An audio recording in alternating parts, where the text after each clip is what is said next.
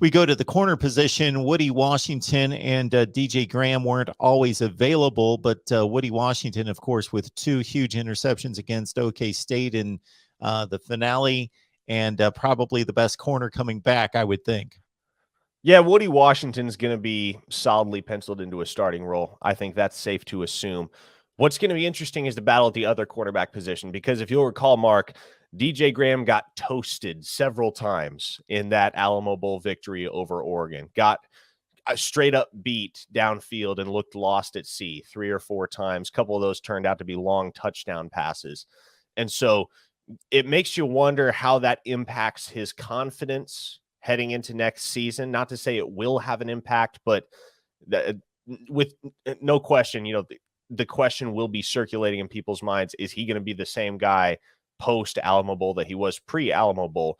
And until we have any reason to doubt that, I'm not necessarily sounding the alarm bells, but there has been some talk. I don't know how legitimate it is, of moving DJ Graham back to the offensive side of the ball. Again, not really sure I buy that. But here's what I do know. Here's what everybody knows. The Sooners brought in plenty of competition at the cornerback position for DJ Graham. I look at CJ Colden, the incoming transfer from Wyoming, as a guy that can make a push for playing time. You're talking about guys in Trey Morrison and Kenai Walker that will factor into the mix. Trey Morrison is probably more of a safety in Oklahoma's defense, to my understanding, than he is a cornerback. But Kenai Walker, the Louisville transfer, is going to be in the mix as well. And then you've got a couple of freshmen in Jaden Rowe and Gentry Williams that I think have really high ceilings, and a lot depends on how quickly they adapt to the collegiate game. You also have Josh Eaton as well, who's just kind of been hanging around in the background the last couple of years, but has some really intriguing physical tools and a good frame that they'll make him a part of the conversation at the very least.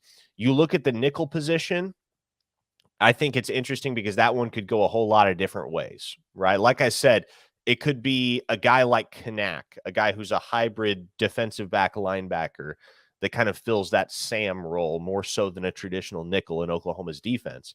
But if you're going the traditional nickel route, you have Billy Bowman vying for that role.